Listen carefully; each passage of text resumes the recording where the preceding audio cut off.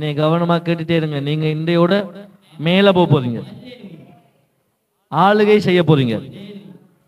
இருள் பூமியை ஆண்டுட்டு இருக்கும்போது தேவன் ஒரு தீர்மானம் பண்ணி இந்த பூமியில வெளிச்சத்தை உண்டு பண்ணிட்டு அப்படியே விடையில அந்த வெளிச்சத்தை கொண்டு போய் வானம் என்கிற ஆகாய விரிவில பூமிக்கு மேலாக பிரகாசிக்கும்படி வைக்கிறார். ஏன்னா வெளிச்சம் மேல இருந்தா தான் என்ன தெரியும், பூமியில என்ன நல்லது இருக்குன்னு தெரியும். ஆமென். வெளிச்சம் மேலே இருந்தா தான் பூமி நன்மையை காண முடியும். இருள் இருக்கிற வரைக்கும் சாவு தான் இருக்கும். இருட்டுக்குள்ள எத்தனை பேர் நல்லா நடமாடுவீங்க சொல்லுங்க பாப்போம்.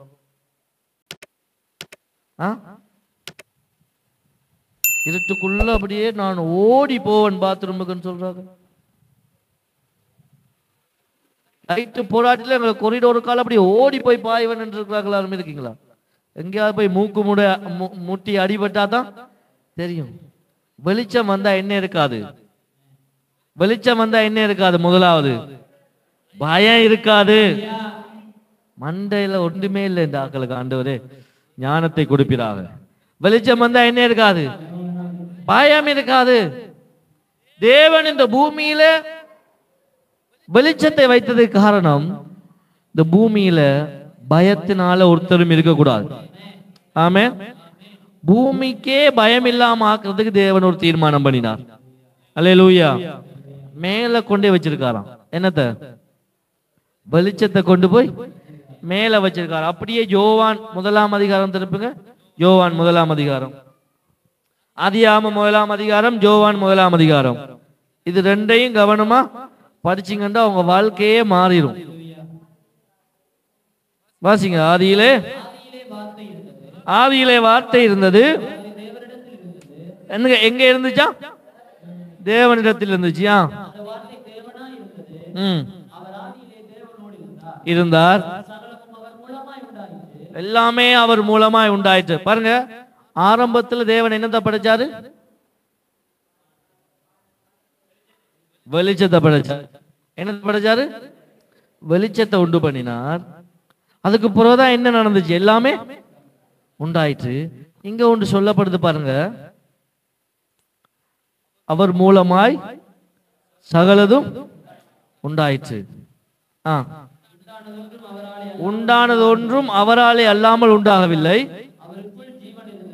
அவருக்குள் என்ன இருந்துச்சா? யாருக்குள்ள? வார்த்தைக்குள்ள. இயேசுக்குள்ள இல்ல, வார்த்தைக்குள்ள என்ன இருந்துச்சா? ஜீவன் இருந்துச்சான். அந்த ஜீவன் தான் என்னவா வந்துச்சான்? என்ன புரியுது உங்களுக்கு? அந்த ஜீவன் தான் என்னவா வருது? Life became light. ஜீவன் ஒளியாய், ஜீவன் வெளிச்சமா வந்துச்சான். அப்படின்னா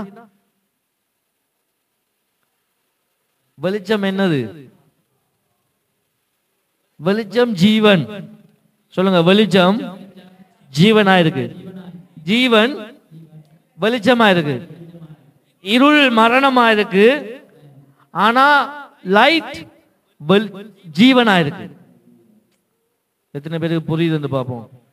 இருள் மரணத்தை கொண்டு வருது, வெளிச்சம் ஜீவனை கொண்டு வருது. அல்லேலூயா.